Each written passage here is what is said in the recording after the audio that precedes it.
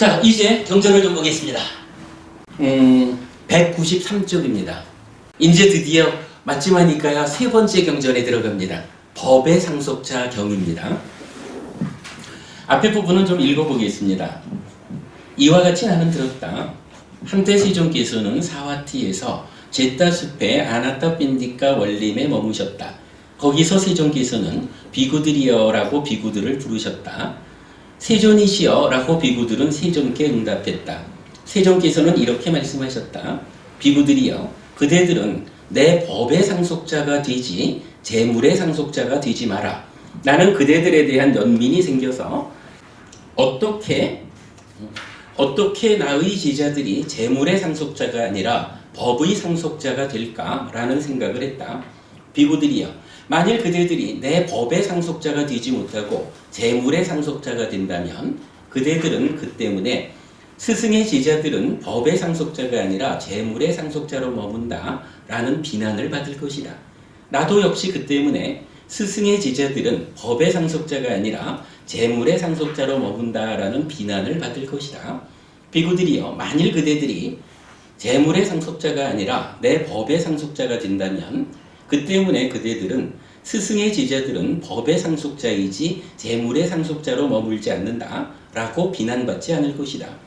나도 역시 그 때문에 스승의 제자들은 법의 상속자이지 재물의 상속자로 머물지 않는다 라고 비난받지 않을 것이다.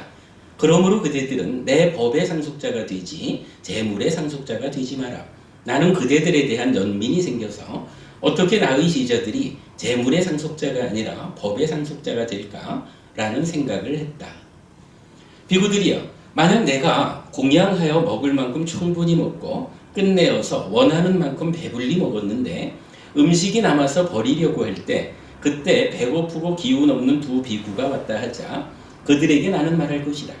비구들이여, 나는 공양하여 먹을 만큼 충분히 먹고 끝내어서 원하는 만큼 배불리 먹었는데 음식이 남아서 버리려고 했다. 만일 그대들이 원한다면 먹도록 하라.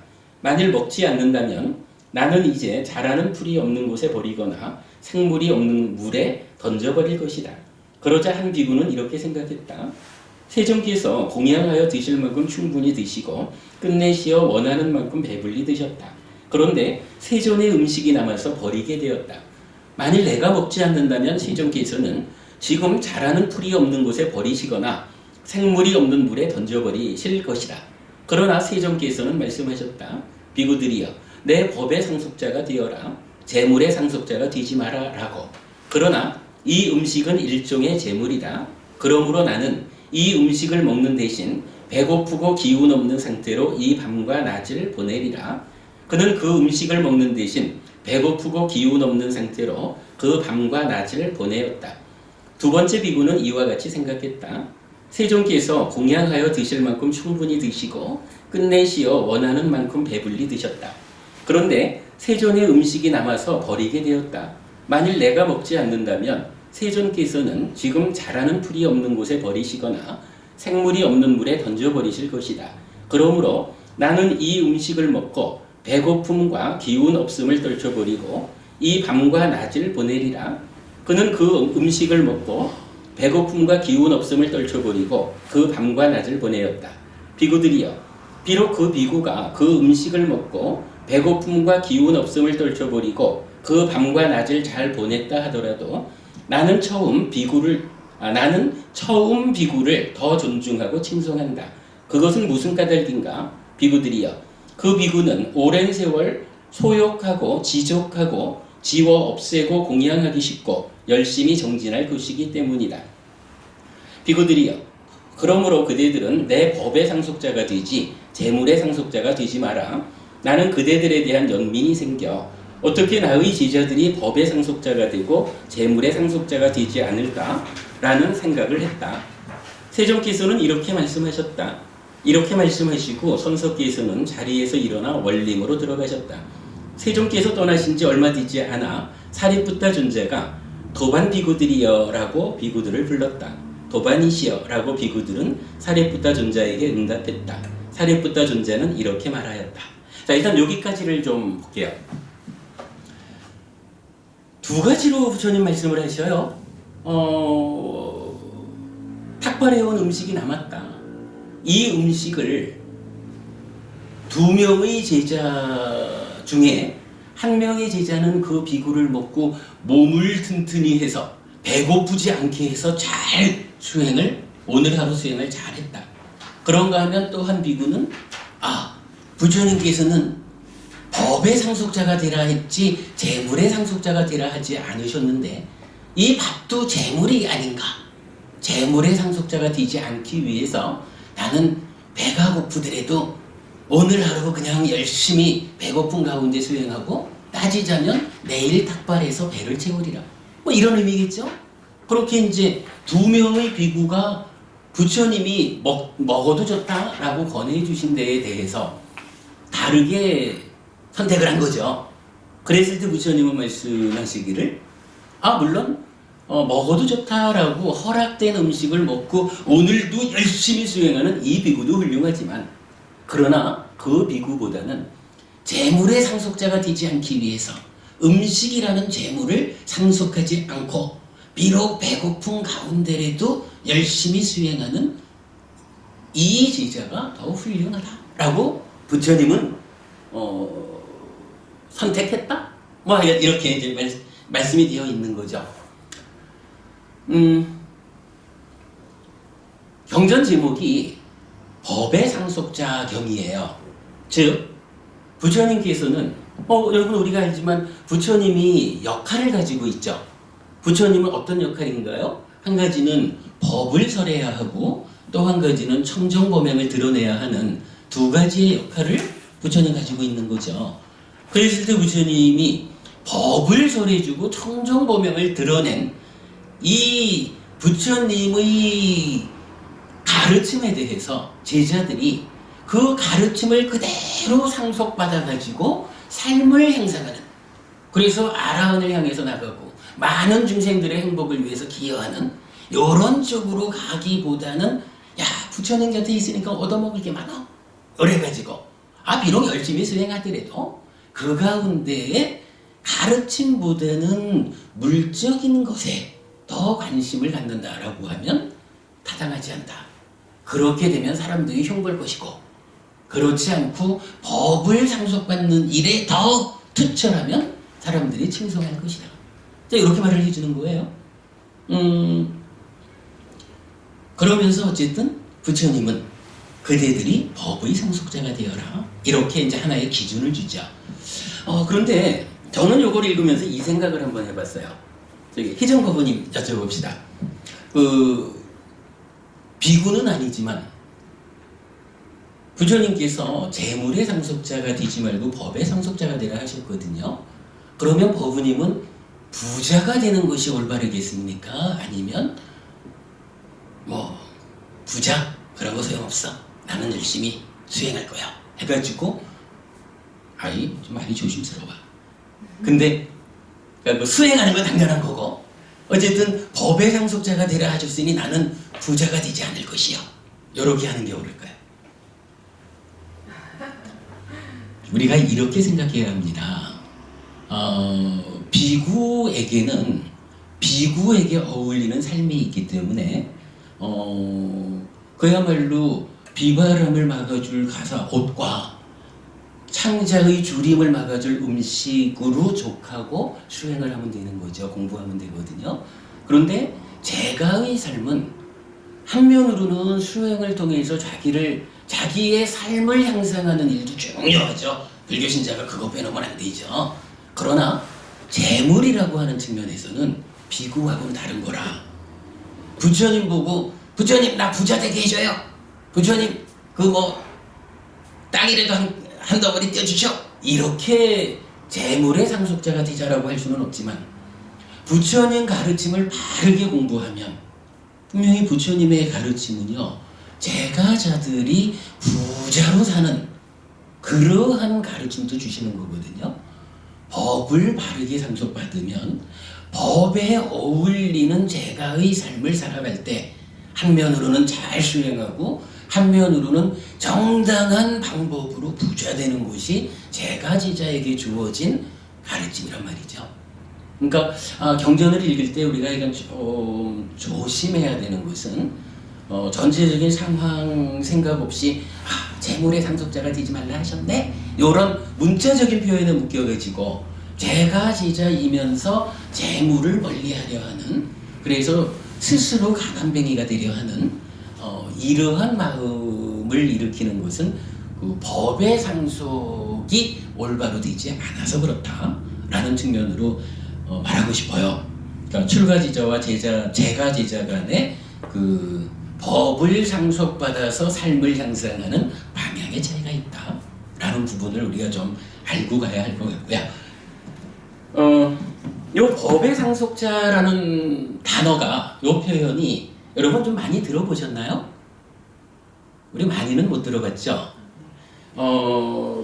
제가 보니까 우리 독성집, 요 독성집에도 법의 상속자라는 단어가 한번 나타나요. 따르는 자하고 상속자하고 같은 얘기입니다. 응? 따르는 자, 상속자. 법을 따르는 예. 아까 나타나던 법을 따르는 자, 이거는 그 수행의 한 과정을 이렇게 이름 붙여서 말하는 거고, 법을 따른다라는, 뭐 그 말이야, 이제, 우리말로 따져가지고 법을 따르자라는 것은 법을 상속하자는 거와 같은 의미로 봐야 되죠. 근데 이제 그 예리자가 되는 과정에 있는 믿음을 따르는 자, 법을 따르는 자, 요 측면은 꼭 그렇게 보는 거하고는 조금 차이가 있고요. 자, 독성집에 몇 페이지가 되더라? 부처님의 아들이라고 이름을 붙인 자리가 있어요. 예. 27페이지 한번 보세요.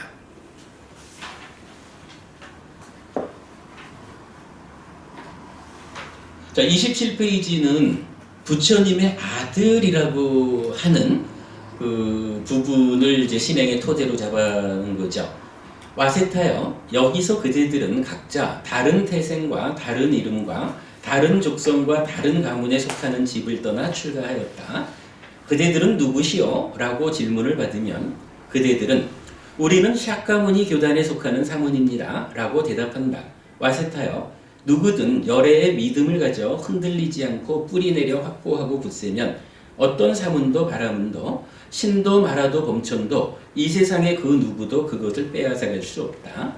그런 사람에게는 나는 세존의 아들이요 직계자손이요 입으로부터 태어났고 법에서 태어났고 법이 만들었고 법의 상속자이다 라는 말이 어울린다. 그것은 무슨 이유 때문인가? 와세타여. 열애에게는 법을 몸으로 가진 자라거나 브라흐만 최상의 경지를 몸으로 가진 자라거나 법의 존재라거나 최상의 존재라는 이런 다른 이름이 있기 때문이다. 우리가 이제 가끔씩 하는 얘기지만 그거죠. 부처님이 낳아주신 것도 아닌데 우리가 어떻게 부처님의 자식이라고 말할까?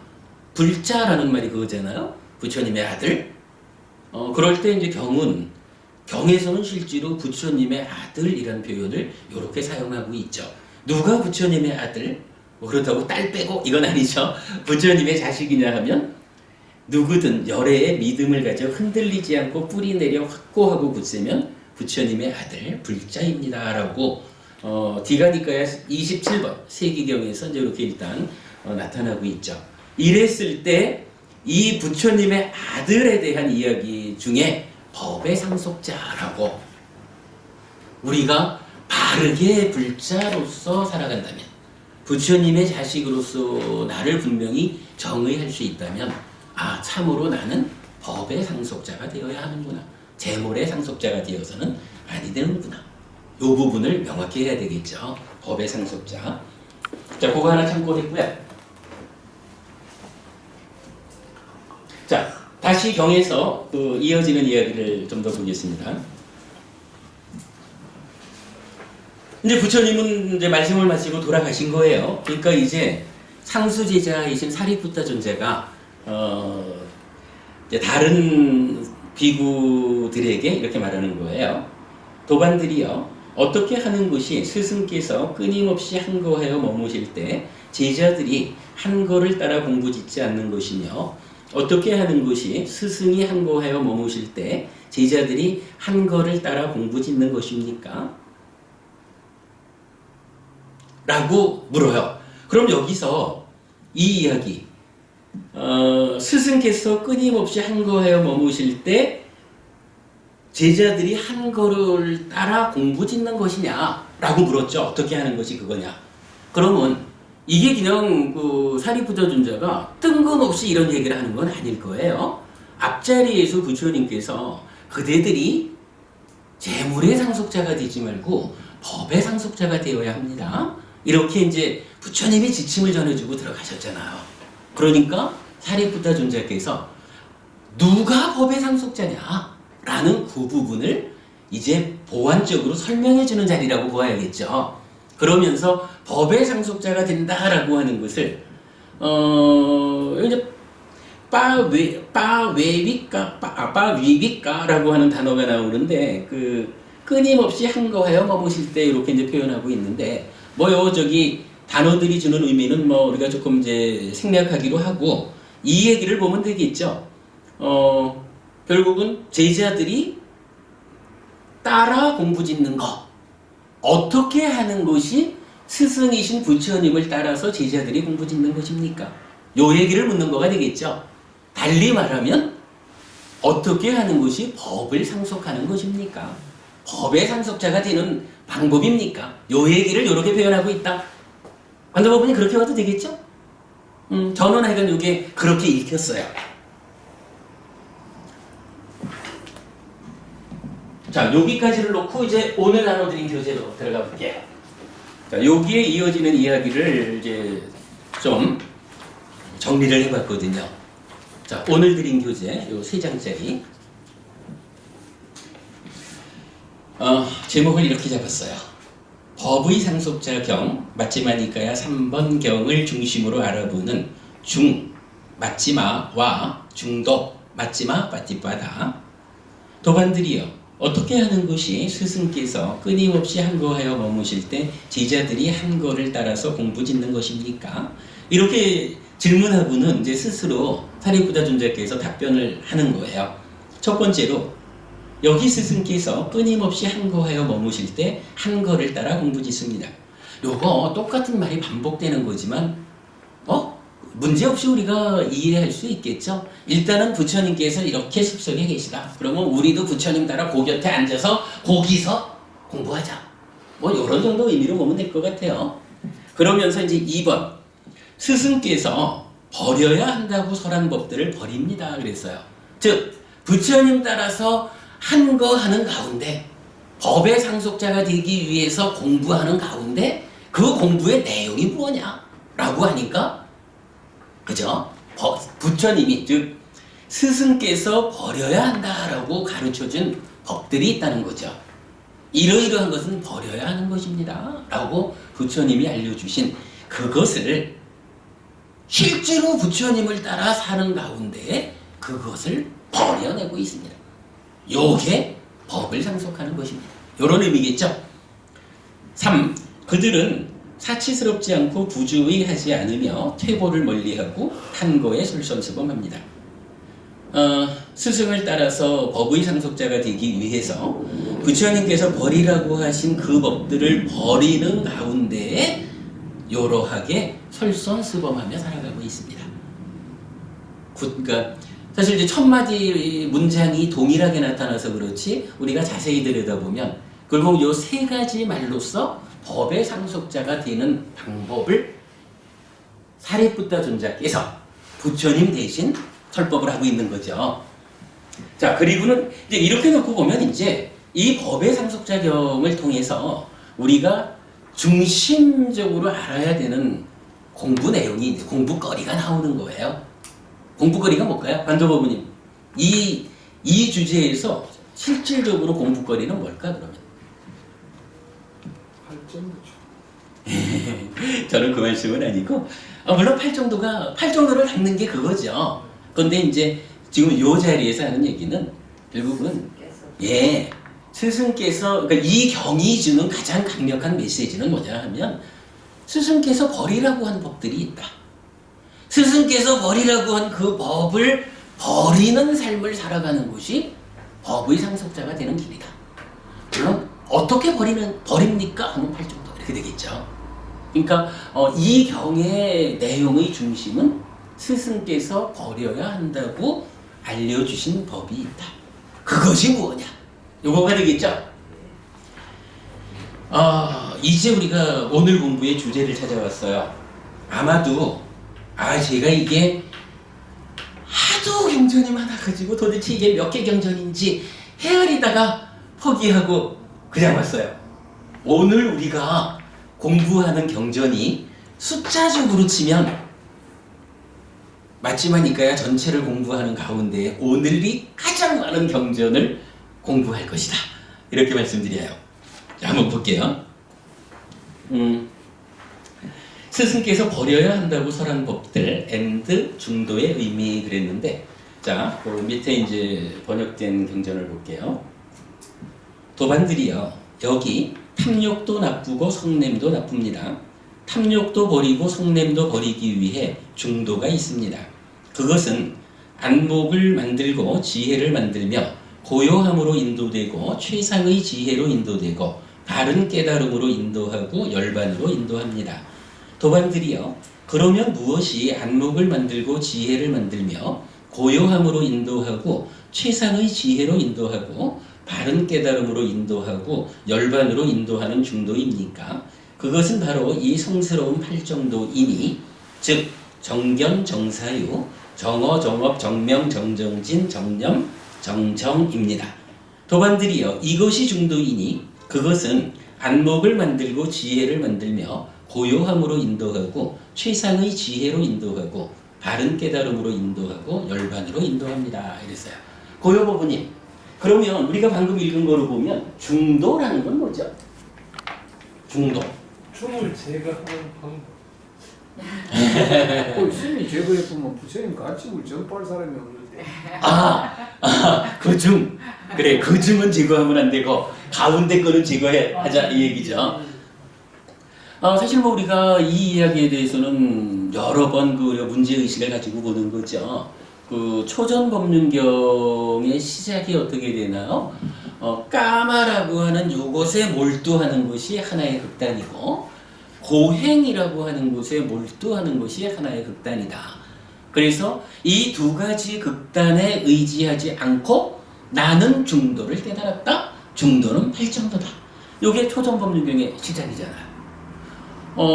한쪽에 까마가 있고 한쪽에 고행이 있단 말이죠. 그리고 부처님이 중도를 말하다 보니까 많은 사람들이 요 중도라고 하는 것은 두 극단의 가운데 길이다.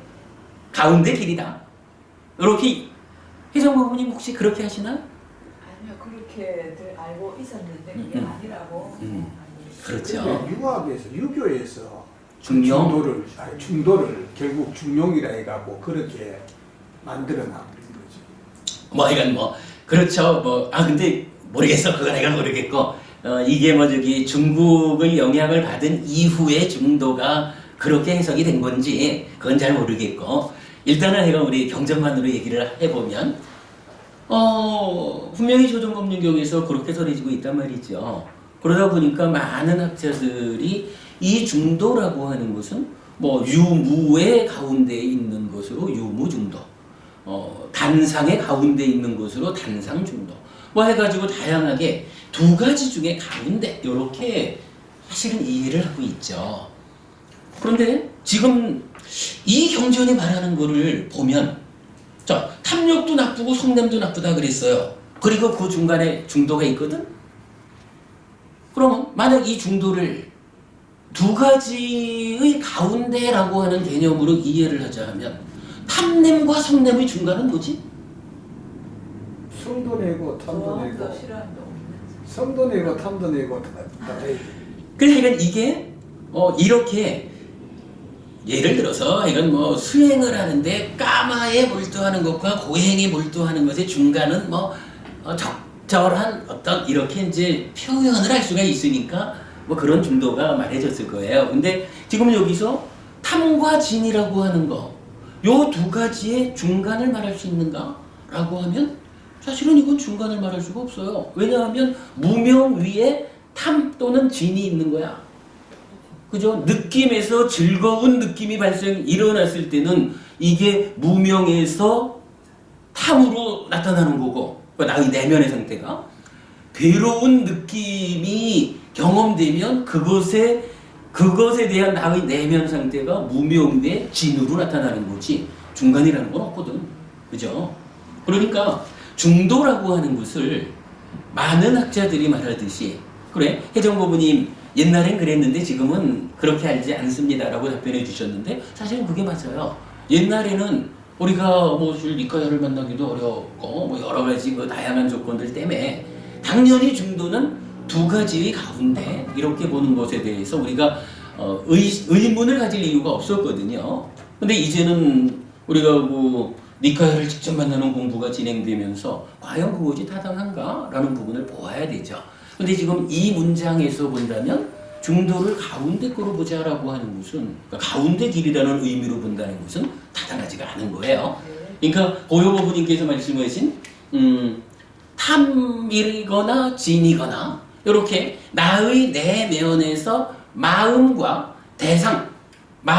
대상의 중간에서 딱 붙잡아가지고 대상을 보는 마음의 상태를 오염시켜서 오염된 행위를 하게 해서 괴로움을 만드는, 요게 가운데 중자를 쓰는 가운데 거란 말이지. 탐과 진이 두 가지가 다 가운데 거, 중이 되는 거죠. 그러면 이제 우리가 공부하자. 부처님께서 중도를 깨달았으니 그게 팔정도다 라고 말씀하시는 것은 바로 나와 대상의 중간에 끼어가지고 마음을 오염시켜서 행위를 오염시키고 괴로움을 만드는 요 가운데 끼어 있는 거를 제거하는 도닦음. 여기에서는 분명히 그 팔정도 이럴 때는 막가라고 해서 길도자로 번역되고 있고, 중도도 좀 길도자로 번역되고 있지만 사실은 빨리 언어가 다르잖아. 맞지마 빠띠빠다라고 해서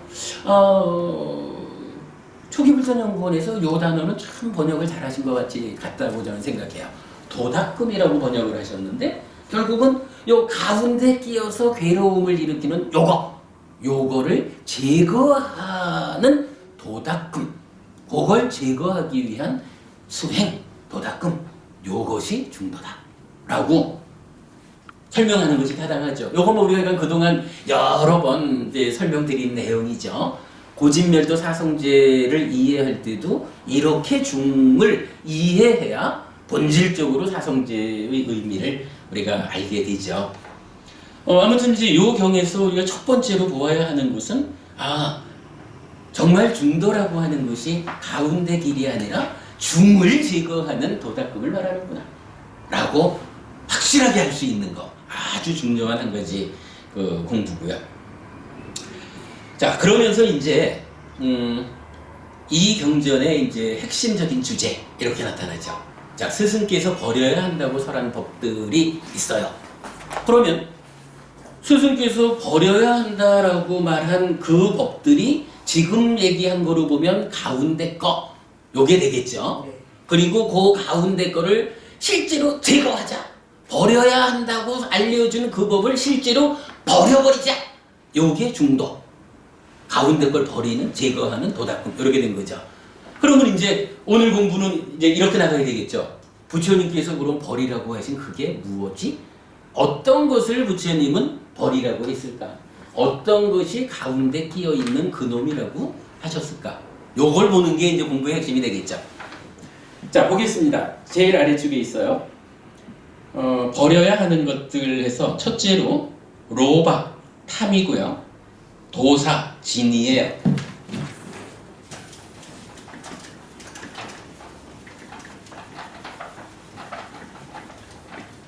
우리가 버려야 하는 거 얘기하면 불교 안에서 기본적으로 탐진치죠. 아까 우리 업의 개념에 있어도 결국은 탐진치 나왔지만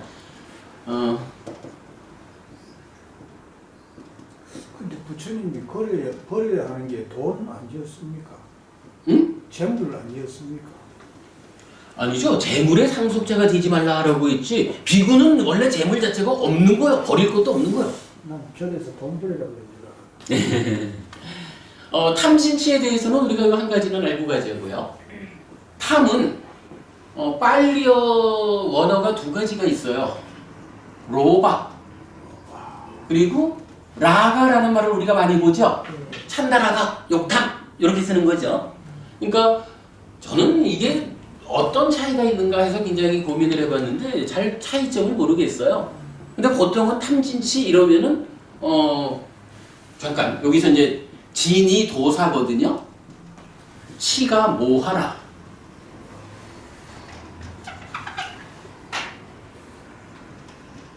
그런데 보통은 보면 탐진치 이렇게 세 가지를 묶어서 말할 때는 로바, 도사, 모하 이렇게 일반적으로 나타나요. 근데 꼭 그렇지는 않더라고.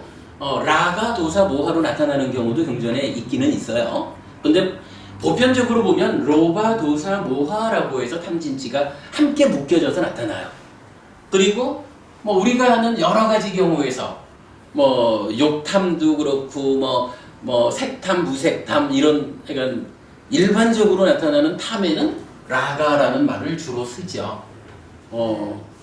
버려야 하는 것의 가장 기본 중심에는 탐진치, 로바, 도사, 모하 아니면 라가, 도사, 모하 탐진치가 있다라고 하는 것을 우리가 이제 기본적으로 요 정도는 뭐 기본적으로 우리가 알아야 되죠. 그런데 이제 버려야 하는 것들의 1번에서는 로바와 도사 해서 탐과 진 두 가지를 짝을 맺어가지고 한 쌍으로 제시하고 있어요. 그 다음에 2번에서 꼬다, 화라고 번역했고요. 우빠나하, 그래서 원한이라고 번역했어요. 여기 그 영어로 anger, ill will, 뭐 envy 이렇게 이제 영어를 표현을 해놨는데, 요 부분은 제가 좀 양해를 구하려고 해요. 여기에서 이제 버려야 하는 것으로 16가지, 그리고 이어서 뭐 17가지로 나타나고 있는데, 이 버려야 하는 것들에 대한 번역이 참 어려워요. 이 번역이 명확하게 제시하기가 좀 어려워서, 일단은 우리가 지난번에 맞지마니까야 8번 공부하면서 뭐였죠? 살레카스타 해가지고 버리고 없애야 하는 것으로의 44가지 그거 공부했잖아요. 불자 가훈으로 삼아야 하는 44가지 이거 공부했잖아요. 거기에서 보면 44가지 중에 24, 그러니까 24번부터 33번까지 그러면 10개가 되죠. 그 10가지가 이제 여기 나타나는 버려야 할 것들하고 같은 단어가 나타나요. 근데 그때 이제 제가 10가지에 대한 것을 이게 특히 이제 화내다라고 하는 부분에서 유사한 단어들이 몇 개 있고 그래서 그냥 의미를 명확히 모르는 상태에서 제가 그냥 번역어로 쓴 게 있어요. 그래서 우선은 그거를 적용해가지고 적었고, 조만간, 우리 교단 이사장 진영 스님이 여기에 대한 자료를 좀 갖고 있다라고 하셔서, 좀 자료를 좀 제가, 요청해 놨어요. 그러면 이제 같이 의논해서 지금 나타나는 부처님께서 버리라고 하신 이 단어들, 이 법들을 어떻게 번역하는 것이 가장 원래의 의미에 적절할까라는 것을 좀 이제 이런 의논을 해가지고 좀 결정이 되면 그때 다시 알려드리는 거로 할게요. 이제 그런 부분 때문에 일단은 오늘은 제가 이 빨리 단어에 대한 영어 해석, 영어 해석을 같이 적어드렸어요. 그러니까 참고하시고요.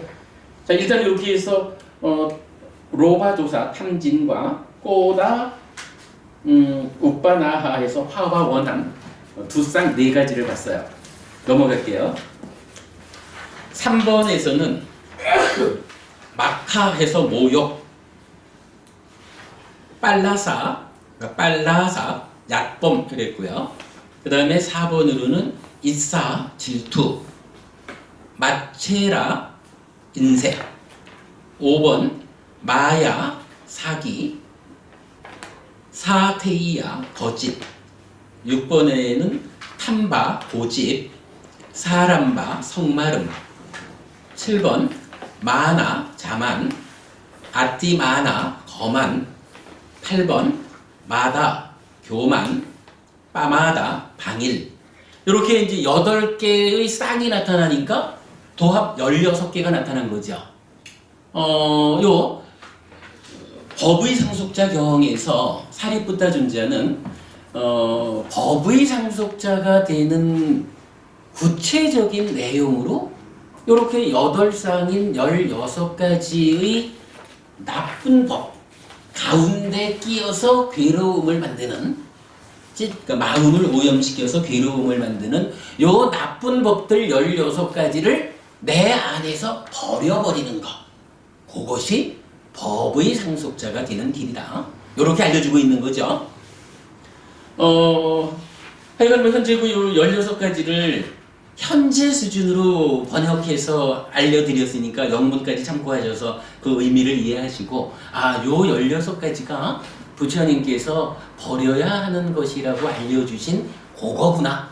요 16가지를 잘 버리는 삶을 내가 살아간다면 참으로 나는 부처님의 아들로서 법의 상속자가 되는 것이다.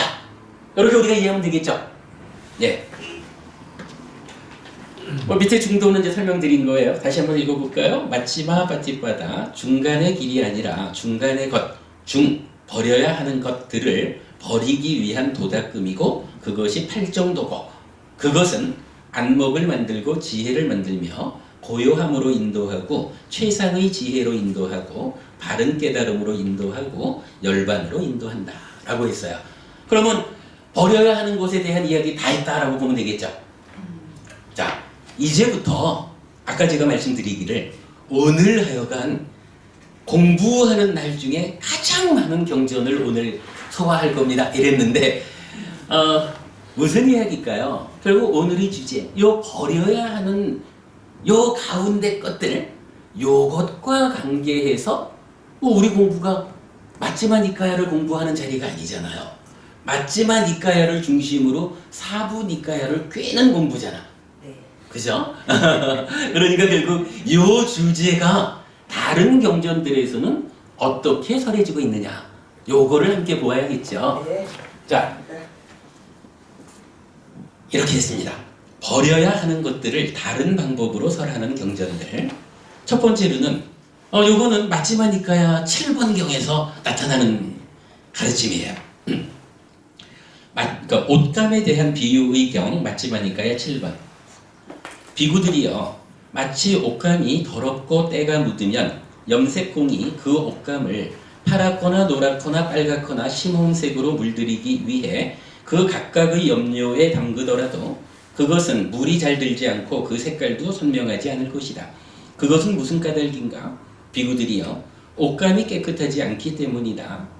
비구들이여, 그와 같이 마음이 오염되면 악처가 예상된다.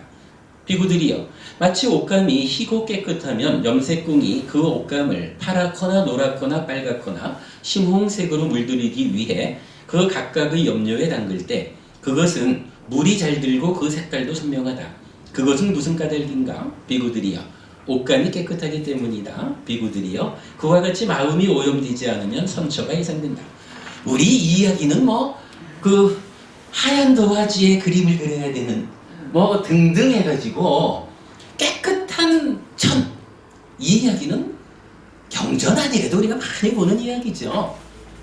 부처님 그 이야기를 비유해가지고 이렇게 말하는 거예요. 마음에 오염원이 있다. 마음이 오염원에 오염되어 있으면 내가 원하는 대로 바르게 염색할 수 없다. 오염된 더러워진 도화지 위에 내가 원하는 그림을 바르게 그려낼 수 없다. 이 얘기 타당하죠? 그러면 이제 이 경전에서는 뭘 말할까요?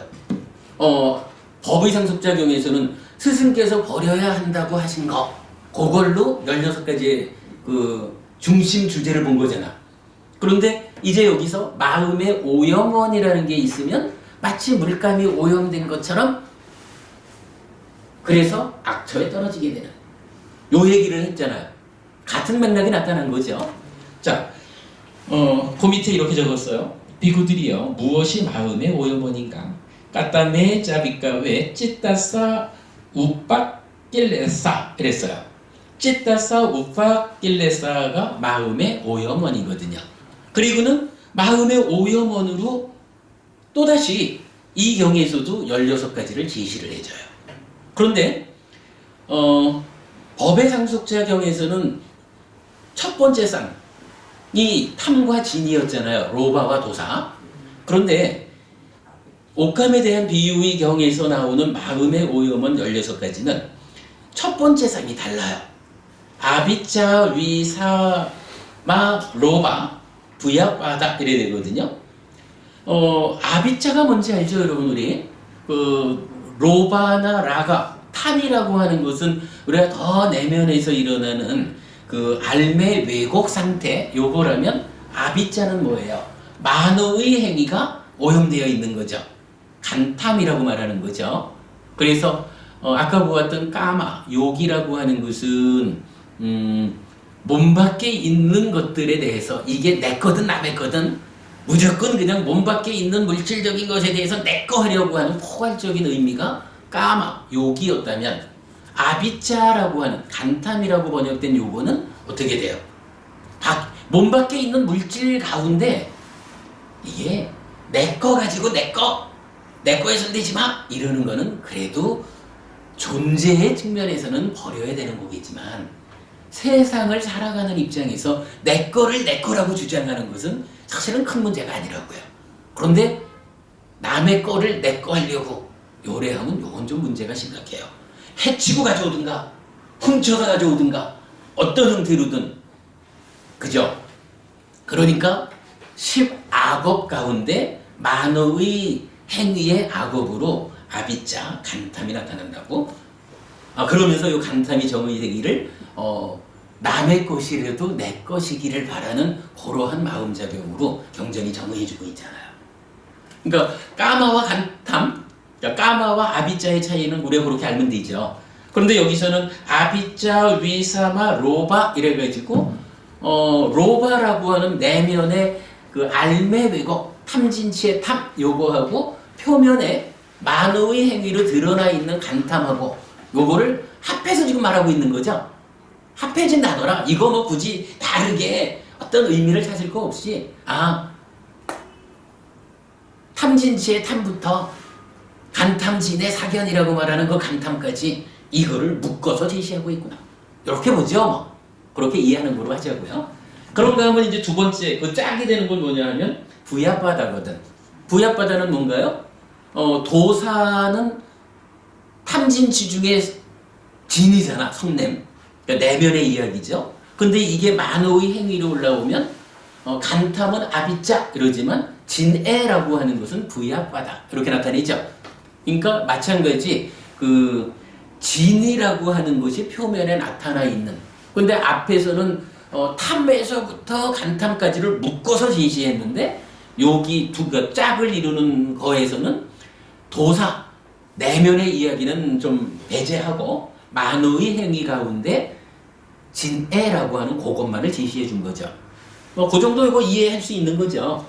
그리고 나면 3번부터 그러니까 2번부터 8번까지니까 이제 나머지 14가지는 법의 상속작용에서 부처님이 버려야 한다라고 말한 것들하고 동일한 거예요.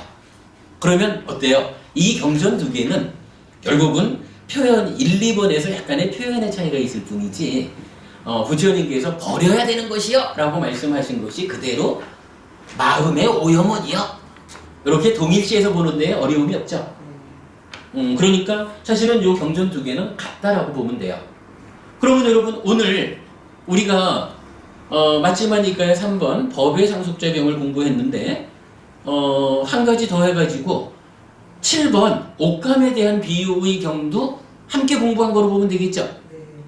그러면 나머지는 뭐 여러분 그냥 경전 읽어보시면 될 거란 말이야.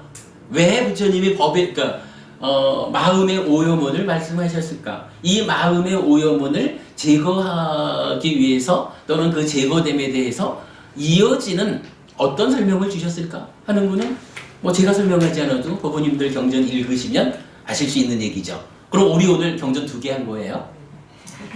아니 근데 이제 앞으로 실제로 때로는 우리가 경전 하나를 가지고 몇 주를 가야 될 때도 있잖아요. 특히 이제 그 10업을 설하는 경전들이 마지막니까에도 많거든요. 근데 그 경전들 같은 경우는 10업을 중심에 놓고 이 10업이 어떠한 것이냐라고 다양하게 이렇게 설명이 나타나요. 그러면 10업을 설하는 경전을 하나로 모아가지고 한 주, 두 주 해가지고 경전 여러 경전을 한 번에 할 수 있는 거지. 빨리 갈 수 있는 건 빨리 가야죠. 그런 맥락에서 볼 때 오늘 마지막니까야의 2개 한 거예요. 자, 마음의 오염원까지 했고요. 이제 내려가면 2. 살레가 숫다. 그래서 마지막니까야 8번. 버리고 없애는 삶의 경이 요건 우리 지난번에 공부한 겁니다. 근데 이 경에서 버리고 없애야 하는 44가지가 나타나는데 그 중에 24번에서 33번까지 해당하는 10가지. 요 10가지가 바로 요거. 스승께서 버려야 한다라고 알려주신 그것들. 마음의 오염원이다라고 알려주신 그것들에 속해 있는 거예요. 그러니까 뭐 사실은 내용이 통하죠. 버려야 한다고 알려주신 그거나 버리고 없애는 삶에서 알려주는 그 삶의 이정이나 같은 의미가 되겠죠. 자, 일단 그 앞에서 보았던 16가지 중에 이 마지막니까야 8번경에서는 10가지가 나타나요. 어떤 거냐 하면 꼬다, 화라고 봤었죠. 우빠나하, 원한, 마카, 모욕, 빨라싸, 얕범, 이싸, 질투, 마체라, 인색, 사테이야, 사기인가요? 거짓, 마야, 사기. 순서가 바뀐 거예요, 이거는. 경전에서. 그 다음에 탔다. 탔다는 사실 이제 잘 일치하는 단어는 아닌데 그 위에 있는 6번 탐바가 고집으로 돼 있죠. 그 탐바 고집하고 요 탔다하고는 동의어가 쓰인 것 같아요. 그러니까 탔다도 영어로 보면 hard, stop, 뭐 colors 이랬는데 같은 의미로 볼 수 있겠죠.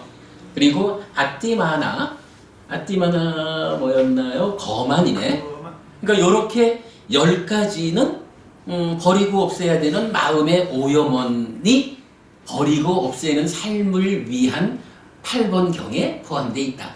이렇게 3가지 경의 연결관계를 볼 수 있죠. 그럼 이게 참 중요한 내용이죠. 이것들이. 자, 그 다음에 이번에 좀 달라요. 이제 3번 분쟁경이라고 해서 앙구따라니까야 6의 모음 36번째 경에는 분쟁의 뿌리, 요것 때문에 분쟁이 일어나 서로 다퉈 라고 말하는 분쟁의 뿌리가 6쌍 12가지로 나타나요. 근데 그 중에 4쌍 8가지가 여기에 속해 있어요.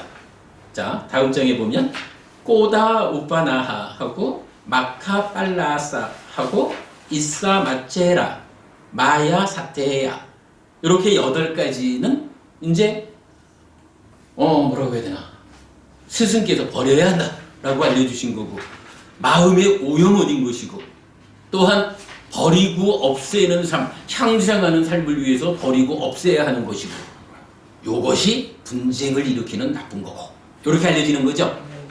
네, 거기까지를 이제 같이 보셨고 그 다음에 이제 4번 몸경이라는 경전은 앙구따라니까의 열의 모음의 23번째 경인데 이 경에서는 또 우리가 버려야 하는 것들이 있다는 거예요. 근데 뭐 표현하자면 5계를 지킴으로써 버리는 이런 것도 있겠죠. 그러나 어떤 것들은 몸을 제어하고 말을 제어하는, 즉 계를 지키는 이러한 방법으로는 제거되지 않는, 그러나 삶을 괴로움으로 이끄는 나쁜 것들이 있다. 이 얘기가 되겠죠. 경전은 이렇게 말해요. 몸으로도 말로도 제거할 수 없고 지혜로 보아서 제거해야 하는 법들. 그죠? 그 내용을 보면 로바, 도사, 모하. 여기서 이제 모하가 나타났죠. 앞의 경들에서는 탐진치 중에 치는 빼고 탐진 나머지 이렇게 나왔는데 이제 모하가 나타났어요. 그리고 꼬다, 우빠나하, 마카, 빨라싸, 이싸가 나오는데 여기 이제 빠삐까라 해서 나쁜 이싸 이렇게 이제 강조가 되어 있고 마체라, 그 다음에 빠삐까 이차라고 해서 요거는 그 이차라는 거 이제 소원, 바람 요런 얘기거든요. 앞에 경들에는 안 나타났었죠. 그런데 요 지금 몸으로도 말로도 제거할 수 없고 지혜로 보아서 제거해야 하는 법들에는 요렇게 그 나쁜 소원, 삶을 바르지 못하게 이끌어가는 그런 것까지를 포함해서 말하고 있다. 그러니까 뭐 동일한 단어는 아니지만 함께 알자 이렇게 하는 거죠. 요 경전들, 요러한 경전들은 뭐 제가 그 수업 보고를 통해서 다 그 연결을 해드릴 거니까 경전들 나중에 그 카페에 오셔서 수업 보고를 통해서 경전들을 직접 확인하시기 바라고요. 여기까지를 이제 1차적으로 하고 나면 이제 사실은 좀 특별한 이야기가 나타나요. 쉬지 않고 이제 한 20-30분 더 하고선 마치겠습니다. 자, 특별한 이야기 한번 읽어볼게요. 안구따라 니까야 둘의 모음부터 11의 모음까지 10개의 모음은 모두 탐욕의 반복품 라가 빼이야 랑으로 끝을 맺습니다. 여기서 이제 탐욕이 로바가 아니라 라가가 쓰인 거죠. 결집의 과정에 같은 결론을 도출하기 위한 어떤 시도가 있는 것 같은 느낌을 받게 합니다. 어쨌거나 안구따라 니까야는 각 모음의 마무리를 통해 1. 공부의 목적과 2. 버려야 하는 대상, 고의 원인들이고 사성제식으로 말하면 고집 이래 되겠죠. 그리고 3. 실현을 위한 방법, 고멸도를 상세히 제시하고 있습니다. 이 내용에 주목한 것은 참으로 중요한 발견이라고 하겠습니다. 이랬는데 여러분 우리 사부 니까야가 뭐뭐가 있나요? 디가 니까야, 길게 설해진 거, 마지마 니까야, 중간 길이로 설해진 거, 상유타 니까야, 주제별로 56개의 주제를 뽑아가지고 모아놓은 거, 그리고 네 번째가 안구따라 니까야, 즉 이제 뭐 이건 전승해야 되는 경전 가운데 세 가지로 분류한 것을 빼고 남은 모든 경전들을 중심 단어가 몇 가지냐 해서 하나부터 둘 하나씩 올려가지고 11의 모음까지로 경전을 편집한 그게 이제 안구따라 니까야죠. 그런데 이렇게 하나의 모음부터 11의 모음까지로 구성되어 있는 안구따라 니까야가 이 하나로 된 거는 빼고 둘의 모음에서부터 시작해서 11의 모음까지, 그러니까 경전 전체죠 보니까. 그러니까 안구따라 니까야 거의 전체 영역에 걸쳐서 마지막 끝에 가가지고 동일한 내용을 반복해 주더라라는 거예요. 사실은 이게 동일한 내용의 반복이다 보니까 실제로 여러분들 나중에 이거 안구따라 니까야 경전이래 보시면 거의 뭐 동일한 내용이 반복된다 이렇게 표현되고 뭐 잘 이렇게 그 어떤 뭐랄까 주목받게끔 경전이 이렇게 설명되어 있지는 않은 것 같아요. 그런데 요거를 좀 잘 들여다보니까 사실은 굉장히 큰 의미를 담고 있더라고요. 뭐냐 하면 이렇게 말하는 거예요. 우리가 지금 말한 버려야 한다고 가르쳐 주신 거, 마음의 오염원이 되는 거, 내지 이러이러하게 알려진 요거, 괴로움을 만드는 것으로서 나와 대상 가운데 끼어 있는 요것들에 대해서 실답게 알아야겠다. 완전히 알아야겠다. 내지 몇 가지 이렇게 해가지고 그 대상들을 어떻게 해야 삶이 괴로움에서 벗어날 것인가 라고 반복적으로 설명을 해줘요. 그러면서 둘의 모음에서는 요것이 그 방법이다. 셋의 모음에 가서는 동일한 내용을 반복하면서 요것이 그 방법이다 라고 세 개로 된 법들을 제시하는 거예요. 넷의 모음에 가서는 동일한 내용을 반복해주면서 네 가지로 된 법들을 요것이 그 방법이다 라고 제시를 해서 11가지 가는 거예요. 그러면 이게요, 정말로 버려야 되는 마음의 오염원들, 요것들을 신답게 알고 완전히 알고 철저히 버리자. 완전히 버리자. 이래서 열반을 성취하자. 라는 요것으로 불교 공부의 방향을 제시하면서 그러면 구체적으로 어떤 방법으로 그걸 할 수 있느냐? 라는 것을 2개로 된 거로는 요게 있고 3개로 된 거로는 요게 있고 라고 해서 11개로 된 것까지를 제시를 해주는 거예요. 요거 우리 저기 합성경 13경 얼마 전에 보았지만 특히 13경을 종으로 편집해 놓았을 때 어땠나요? 많은 이익을 주는 것들 하나부터 10가지, 철저히 알아야 되는 것들 하나부터 10가지, 닦아야 하는 것들 하나부터 10가지, 실현해야 하는 거 하나부터 10가지, 이런 식으로 법을 우리가 정리해 볼 수 있었잖아요. 13경을 90도 회전시켜서 종으로 편집하면 같은 그러니까 비슷한 형태로 앙구따라 니까야의 둘의 모음부터 11의 모음이 그걸 제시해주고 있다라는 거예요. 저는 이게 경전이 편집되는 과정에서는 반복 때문에 생략되어 있기 때문에 눈에 잘 띄지 않게 되어 있지만 잘 들여다보니까 야, 마지막 반복의 과정이 정말로 엄청난 이야기를 알려주고 있구나 라고 주목했거든요. 무슨 말씀인지 여러분 이해되시죠? 자, 그렇게 보고 내용을 들어가 보겠습니다. 자, 위에 읽었고 이제 이어서 반복은 이랬죠. 그러니까 반복되는 거예요. 그 둘부터 11의 모음까지. 근데 이 반복이 무엇을 대상으로 하느냐라고 보니까 탐욕, 성냄, 어리석음, 화, 원한, 모욕, 약범, 질투, 인색, 사기, 거짓, 고집, 성마름, 자만, 거만, 교만, 방일 해가지고 17가지로 나타나. 근데 요 17가지가 비교를 해보니까 말이죠. 법의 상속작용에서 버려야 한다고 쓴 부처님이 알려주신 16가지 중에 첫 번째 로바가 동의 어인 라가로 나와 있는 게 달라요. 그리고 세 번째에 거기에서는 탐진 다음에 바로 꼬다로 넘어갔잖아. 모하라고 하는 부분은 없었잖아요. 치 모하는 없었거든. 근데 이 경에서는 어리석음, 치, 모하까지를 포함을 해요. 그러니까 첫 번째 거는 로바가 라가로 바뀐 거. 사실은 동의어니까 같은 거죠. 그리고 두 번째로는 그러니까 법의 상속작용에는 나타나지 않는 모하, 어리석음이라고 하는 것을 하나를 추가해놨어요. 그러니까 탐진치 전체하고 나머지 이런 것들 이렇게 설명이 되는 거겠죠. 요렇게 해서 17가지를 대상으로 설정을 한 거예요. 그리고는 이 대상에 대해서 어떻게 하자는 겁니까? 우리가 불교 공부한다, 절에 다닌다, 부처님에 의지해서 삶을 향상한다, 이런 것들이 구체적으로 뭐 하는 겁니까? 라는 부분을 그 2번 목적이라고 제가 표시를 해봤어요. 첫 번째로 아빈야, 그러니까 최상의 지혜로 알기 위해서 아빈야가 나타났거든요. 요거 일단 우리 법회에서는 일단 아빈야를 실다운 지혜로 번역하기로 한 거죠.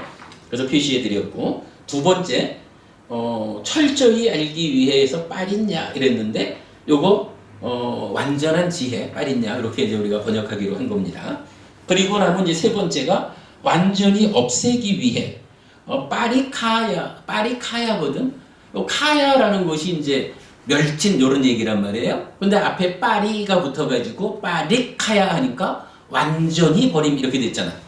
그러면 요 빠리라고 하는 말이 철저히 알기 위해서라고 빠린야를 번역할 수도 있겠지만 완전히 없애기 위해서의 빠리하고 빠린야하고 해서 동일한 거잖아. 완전한 지혜라고 번역하는 게 훨씬 더 자연스럽고 교리적인 체계상으로 타당하지 않을까 이렇게 본 거죠. 그리고 4번 버리기 위해 빠하나, 5 부수기 위해 카야, 6 사그라지게 하기 위해 와야, 7 빛바래게 하기 위해 위라가, 8 소멸하기 위해 니로다, 9 포기하기 위해 짜가, 10 놓아버리기 위해 빠띠니 싹가 이렇게 나와요.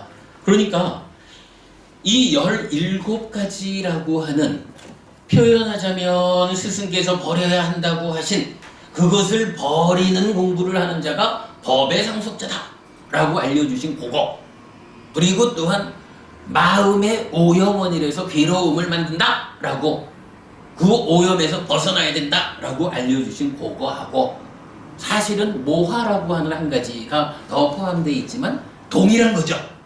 그러면 이 16가지 또는 17가지라고 하는 게 그냥 드러나 있기로는 마치마 니까야에서 3번 경전, 7번 경전, 8번 경전 뭐 구체적으로 이건 3번과 7번 두 개의 경전에서 그거를 중점적으로 말하고 있지만 사실은 동일한 주제가 앙구타라 니까야에서 11의 모음 중에 10개의 모음의 뒷부분에 가서 반복 형태를 거쳐가지고 반복이라는 형태로 무수히 많이 나타나고 있다.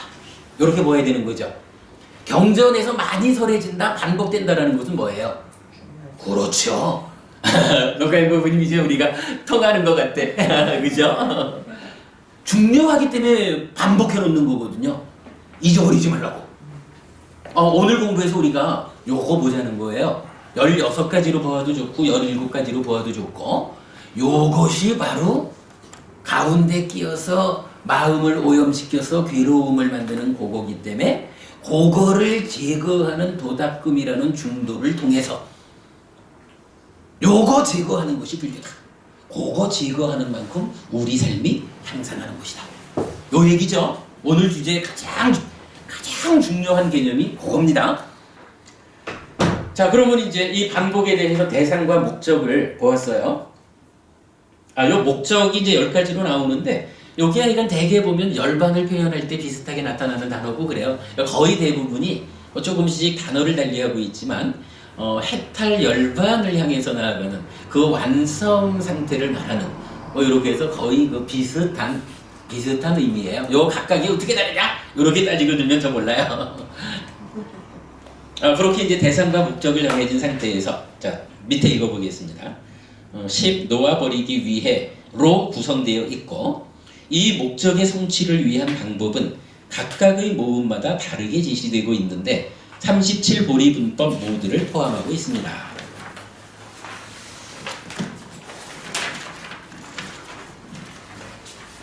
자, 그러면 이제 마지막으로 구체적인 방법이 나타나야 되는 거죠.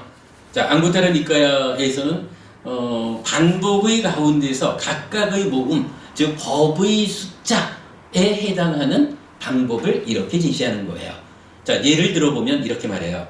비구들이여, 탐을 최상의 지혜로 알기 위해서는 두 가지 법을 닦아야 한다. 어떤 것이 둘인가? 사마타와 윗바사나이다. 그러면 이게 반복된다는 것은 무슨 의미일까요? 앞에 17가지가 있잖아요. 그 17가지에 대해서 진을 최상의 지혜로 알기 위해서는 사마타와 윗바사나를 닦아야 한다. 치를 최상의 지혜로 알기 위해서는 사마타와 윗바사나를 닦아야 한다. 이렇게 해서 17가지가 반복되는 거예요. 근데 이게 그 17가지만 있나? 그게 아니거든. 여기선 지금 이제 최상의 지혜로 그래서 아빈냐, 실다운 지혜 요 얘기를 했지만 해야 되는 게 요 아빈냐 한 가지가 아니라 10가지가 있잖아요. 그죠? 빠리냐도 해야 되고 빠리카야도 해야 되고 빠띠리사쿠도 해야 되고 10가지. 그러니까 17가지로 있지만 사실은 요 한 가지에 곱하기 10해서 170가지 이야기가 여기 들어있는 거예요. 까마득하죠? 부처되기 어려워. 응? 부처되기 어려워. 아, 좋아요. 뭐 어렵다고 해도 좋고. 자, 그런 이 동일한 이야기가 그러니까 이제 둘의 모음에서는 이렇게 예를 들어 드린 대로 사마타와 윗바사나라고 하는 두 가지 법이 고의를 하는 거다.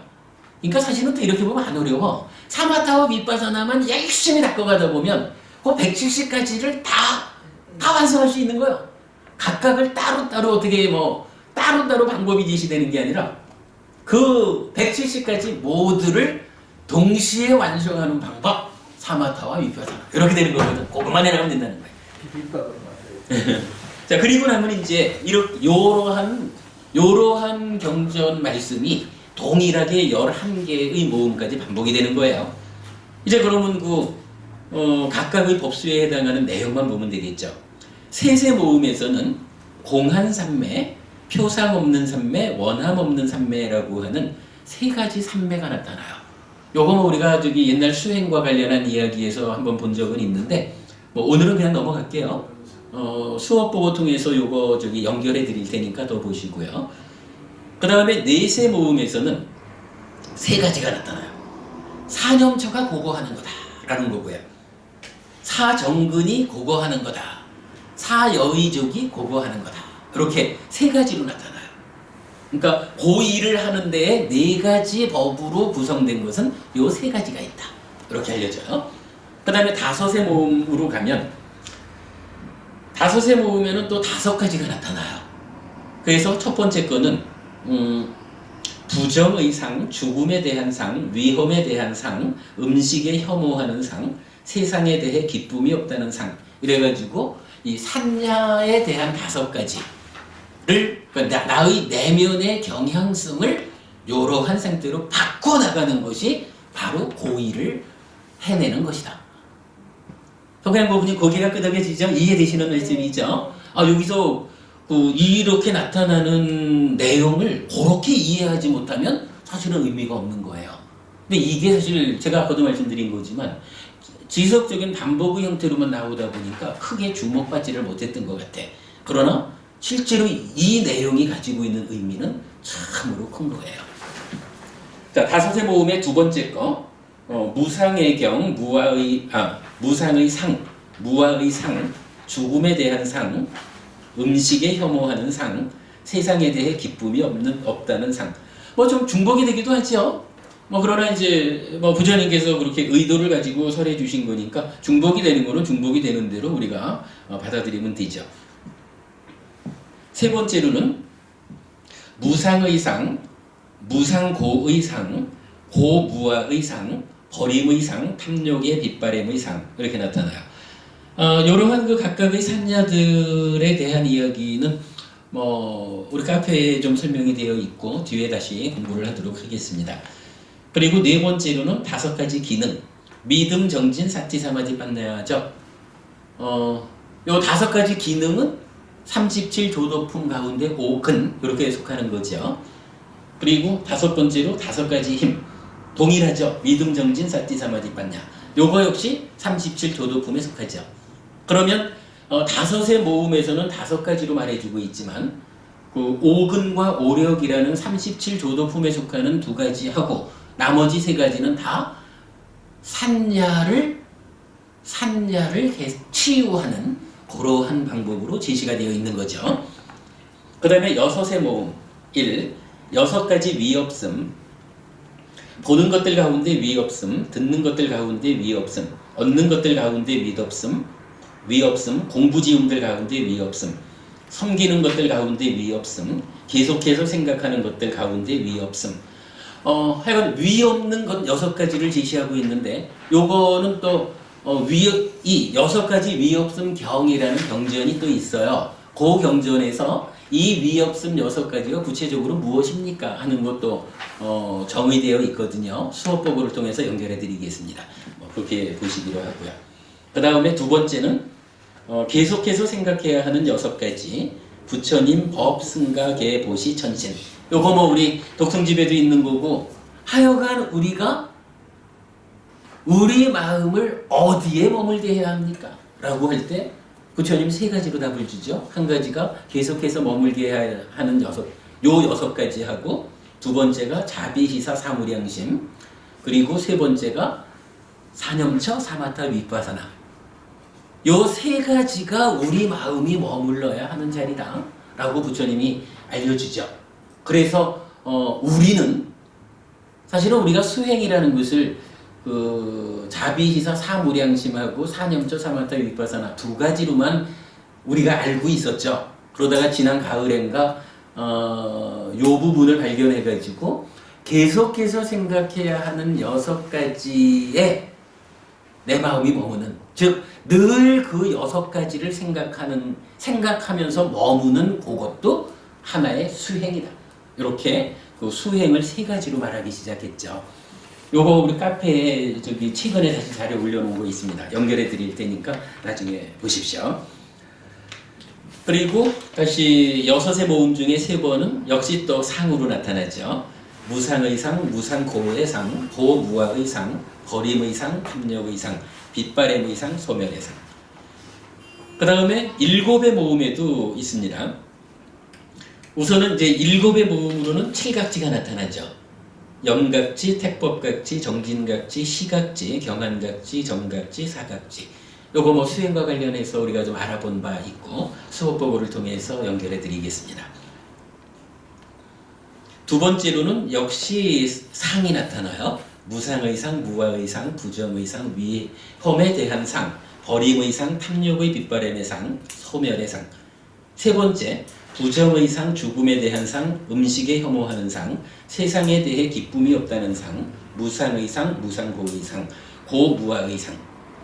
이렇게 보면 다섯의 모음부터는 계속적으로 어떻게 해서 그것들을 실현할 것이냐 하는 그 방법으로 상, 내면의 경향성, 요 부분을 중점적으로 부처님 알려주고 있죠. 정혜보부님, 요 상이라고 하는 거를 왜 부처님은 이렇게 반복적으로 알려주실까요? 내적 경향성이 내적 경향성을 제가 볼 때는 이전에 잘못되어져 있다. 이렇게 합시다. 제가 원하는 답하고 달리 가셔서 뭐냐 하면 내적 경향성이기 때문에 그것만 갖고는 안 되고 내적 경향성인 상이 병이 들어있다라고 우리가 말할 때 그저 병든 상을 번뇌라고 하잖아. 무상고 무화 부정이라는 완전히 치유된 상은 요거 무위로 나아가는 요게 열반의 삶을 만드는 거잖아요. 그러니까 상 자체는 좋다 나쁘다의 문제가 아닌 거야. 치유된 상, 힐링의 완성은 상의 치유로 나오는 거고 그것으로 인해서 무위의 삶이 열반이 실현되는 거잖아요. 그런데 문제는 상이라는 것이 아라한되기 이전에는 어떤 형태로든 우리 표현이지만 병이 들어있잖아. 상락아정으로 병들어 있고 상락아정이라는 것이 욕계, 색계, 무색계의 중생의 삶으로 나타나기 때문에 욕상, 색상, 무색상 또는 진과 관련의 그 괴로운 느낌에 대해서는 빠띠가 샀냐 뭐 이래가지고 내면의 경향성이 아라한되지 못한 우리의 현실에서는 병들어 있다. 그런데 그 병들어 있는 상을 번뇌라고 한다. 근데 번뇌가 뭐냐라고 하니까 아라한되는 마지막 과정이 뭐예요? 무진명이잖아. 번뇌를 멸진하면 어떻게 돼요? 아라한되는 거잖아. 우리가 수행을 하자, 행복을 완성하자라고 하는 그 끝자리에 있는 게 결국은 최종적으로 번뇌를 뿌리 뽑는 거거든. 그죠? 그러니까 어떻게 해요? 이렇게 이러이러한 데 대해서 어떤 것이 방법이 되느냐라고 할 때 결국은 내면의 상이 병들어 있는 그 번뇌를 치유하기 위해서는 이 내적 경향성을 어떻게 구성할 것이냐, 어떻게 만들어 갈 것이냐, 이 부분에 주목해서 말할 수밖에 없는 거거든요. 그러니까 지금 다섯의 모음에서부터는 지속적으로 뭐 사실 뭐 상이라는 것이 동일한 상이 자꾸 반복도 되지만 결국은 그러니까 상의 상태를 병듦에서 치유하기 위한 그러한 주제로 지속적으로 나타나고 있는 거죠. 석가인 부분이 그 의미가 중요하게 우리가 봐야 되겠죠. 이래야 경전이 알려주는 이야기를 우리가 바르게 이해하는 거죠. 그래야 우리가 현실적으로 이러한 삶을 실천해서 괴로움으로부터 벗어나자. 일상의 삶이 행복으로 가득 차게 하자. 이 일이 가능하게 되는 거죠. 토대가 되는 거죠.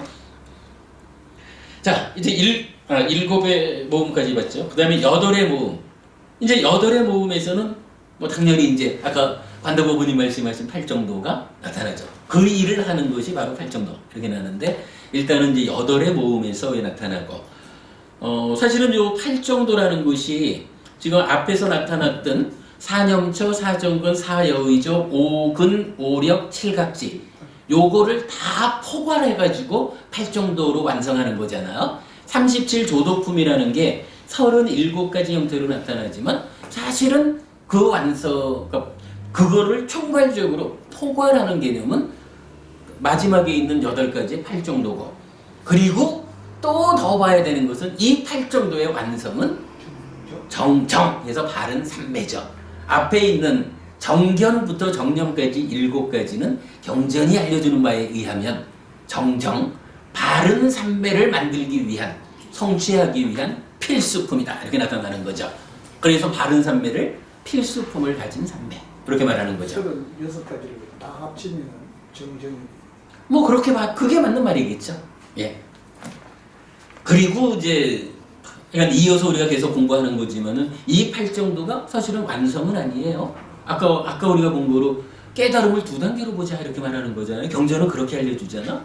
팔정도 37조도품을 포괄해서 바른 삼매 말씀하신 36가지를 포괄해서 하나인 바른 삼매, 여기에 요거를 성취하자라는 것은 이게 완성이기 때문이 아니라 그러한 출발지. 그렇죠. 그러한 바른 삼매 상태에 들어 있어야 그 삼매에 들어 머물러야 비로소 거기에서 여실직연하게 된다는 거죠. 여실직연을 출발점으로 삼아가지고 여모, 이탐, 해탈해서 아라한을 성취하는. 이거 뭐 우리가 이 부분 놓치면 안 되겠죠. 그렇게 이제 8정도가 나타났어요. 그리고 이제 8의 모음 중에는 8가지 지배의 경지와 8가지 해탈 나오는데 요거는 저기 수업법으로 연결해 드리겠습니다. 뭐 제가 잘 모르는 내용도 있고요. 일단은 뭐 이렇게 넘어가도 좋을 것 같습니다. 그 다음에 9의 모음. 9의 모음도 첫 번째는 역시 상으로 나타납니다. 뭐 9가지 보시고요. 그 다음에 두 번째는 이제 9가지 증득 이래가지고 초선, 제2선, 제3선, 제4선, 공무변처, 식무변처, 무서유처, 비상, 비비상처, 그리고 상수멸. 자, 여기에서 이거 어떻게 말하나요? 초선, 제2선, 제3선, 제4선은 색계, 사선 이렇게 말하는 거죠. 요게 바른 삼매, 방금 우리 말했던 정정, 필수품을 갖추어 가지고 성취되는 바른 삼매가 초선부터 제4선 의뢰되는 거죠. 그리고 이어서 공무변처, 식무변처, 무서유처, 비상, 비비상처는 무색계 사처라고 말하죠. 무색계 사처를 말할 때는 요거는 그 선이라는 말을 안 써요.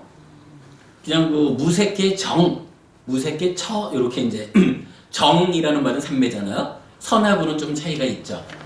근데 이제 요거 뭐 제가 잘 모르지만 뭐 이전에 우리 이사장 스님한테 한번 여쭤봤던 내용으로는 무색계 사처가 그 색계 사선 밖에 따로 있다라고 보지 않는 게 좋을 것 같다. 제4선 안에 제4선의 그 꼭대기 부분이라 할까? 그러니까 사선 안에 포함되는 그야말로 제4선의 상태에서 삼매가 고도화된 그러한 상태를 무색계라고 말하는 거로 보아도 좋을 것 같다. 이제 이런 가르침도 있었어요. 그러니까 뭐 그렇게 참고하시고 어쨌든 이제 그러니까 사선과 무색계 사처의 8개가 있죠. 그리고 나면 그 상태를 벗어난 상수멸이라는 게 나오죠. 요거 보통 이제 구차재정 이렇게도 말하는 거죠. 그런데 이 상수멸이라고 하는 것은 이제 우리가 뭐 특기적으로 알아둬야 될 것은 상수멸이 성취된 상태는 더 이상 중생의 상태는 아니죠. 중생, 욕계색계, 무색계라고 하는 중생세가는 가장 꼭대기가 뭐냐 하면 비상비비상처예요. 그 비상비비상처까지를 초월해서 성취되는 하나의 수행의 경지를 상수멸 이렇게 말하는 거거든요. 뭐 자세한 이야기 뭐 저도 잘 모르고 뭐 뒤에 더 보기를 하겠습니다. 일단 9의 모음 이렇게 넘어가고요. 10의 모음 역시 상이 나왔어요. 10가지 상 보시고요. 두 번째도 또 10가지 상이 나왔고요. 요거 뭐 우리 수행과 관련한 데서 커버가 된다고 보고요. 그 다음에 세 번째는 10가지 발음 이랬는데 요거 우리 하는 거죠. 정견, 정사유, 정어, 정업, 정명, 정정진, 정념까지는 정정까지 8정도죠. 요거 첫 번째 깨달음의 단계죠. 그 다음에 정지, 정해탈 해가지고 바른 암, 바른 해탈이라는 두 가지 이어지는 과정이 아라한이 되는 10가지 길로서 나타나는 거죠. 요거 우리 저기 커다란 마흔의 경을 통해서 많이 보았죠. 그래, 여기 가셔요. 그래, 수고하셨어요.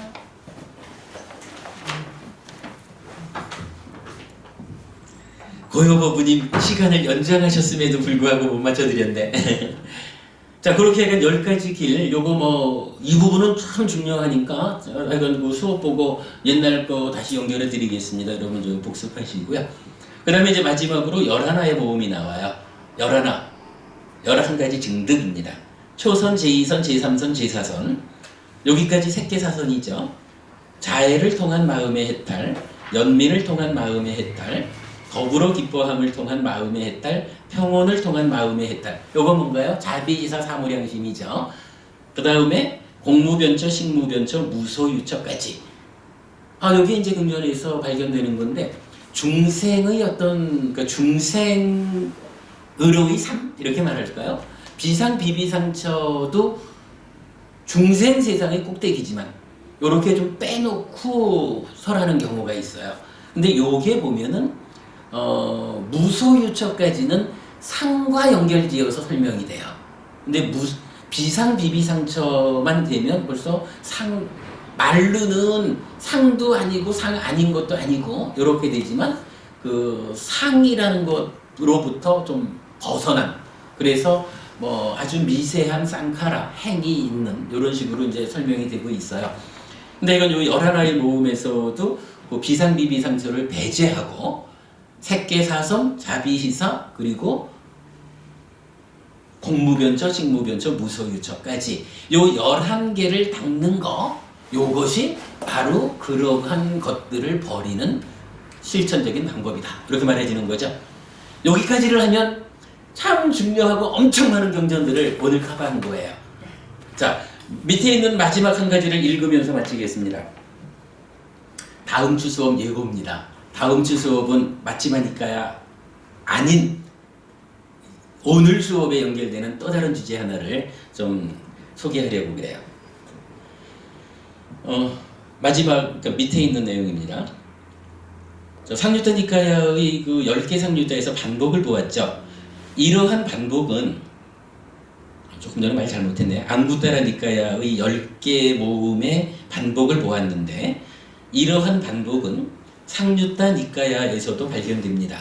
37보리 분법, 즉 사념처, 사정근, 사여의적, 오근, 오력, 칠각지, 팔정도인데 모두는 팔정도에 포괄됩니다. 또한 특징적으로는 선에도 적용되는데 선은 초선, 제2선, 제3선, 제4선의 사선 4가지 선이 팔정도의 완성 지문인 정정, 바른 삼매의 구체적인 내용이기 때문인 것으로 이해할 수 있습니다. 그러니까 선이라는 말은 37조도품 안에 포함되는 말은 아니지만 아까 이제 관도보부님이 참 멋진 표현을 해주신 게 37조도품 중에 36가지가 정정 하나를 위한 거 이렇게 본 거잖아요. 그런데 그 정정의 구체적인 내용이 뭐냐라고 하면 경전은 사선, 4가지 선으로 말해주잖아요. 그러니까 선상유다라고 해서 그러니까 선과 관련한 경전들은 사실은 용어적으로는 포함이 안 되지만 의미상으로는 이 37조도품인 팔정도의 정정의 구체적인 내용으로서 포함된다. 이 부분을 본 거죠. 그래서 반복이 이루어지는데 선상유다에서도 동일한 반복이 이루어진다. 요거예요. 그렇다면 앙구타라 니카야에서는 1. 버려야 하는 대상과 2. 공부의 목적, 그리고 3. 실현을 위한 방법, 고멸도 가운데 버려야 하는 대상과 공부의 목적을 중심으로 실현을 위한 방법을 법수를 늘려가면서 제시하였다면, 이 말씀 여러분 무슨 이해되죠? 우리가 지금 알아본 게 그 내용이죠. 상유타 니카야에서는 3. 실현을 위한 방법, 고멸도를 팔정도의 완성, 즉 여실직견 이전까지의 범주, 이 말씀도 이해되죠? 바른 삼매가 끝이 아니라 이제 거기에서 비로소 여실직연이 아까 관도보부님 새로운 출발이랬나 새로운 시작이랬나 그 얘기를 하는 거죠. 그래서 팔정도의 완성 즉 여실직연 이전까지의 범주에서 중심에 두고 공부의 목적과 버려야 하는 대상을 설명하였다고 할 수 있겠습니다. 상류타 니까야의 반복은 다음 주제로 정리하겠습니다. 했어요. 전체적으로 볼 때 오늘 하여간 그 몇 개의 경전이 알려주는 버려야 한다라고 가르쳐 주신 거 마음의 오염원이고 분쟁을 일으키는 거고 뭐 이러한 그러한 것을 중심으로 보았지만 그것과 관련해서 사실은 엄청나게 중요한 앙고따라 니까야의 11개 모음 중에 10개 모음의 마무리를 지어주는 그 반복을 통해서 중요성을 보았는데 거기에서 끝내지를 못하고 이제 이러한 중요한 내용이 유사하게 상류타 니까야에서도 37조도품을 설하는 7가지 상류타 더하기 선상류타까지 이 8개 상류타가 반복하고 있다.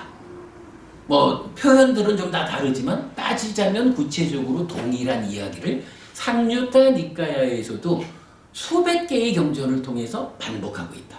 그러니까 앙구따라 니까야의 반복을 공부한 앙구따라 니까야에서 반복을 공부한 이 시점에서 상류타 니까야의 반복을 같이 보고 가야 공부의 순서가 맞겠다.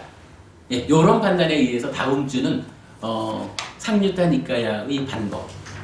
사실은 예전에 우리가 팔정도와 관련해서 한번 보기는 한 건데 다음 주에 요 이야기를 좀 더 구체적으로 정리해 보겠습니다. 오늘 법도 여기까지 하겠습니다. 아이고, 너무 길었다.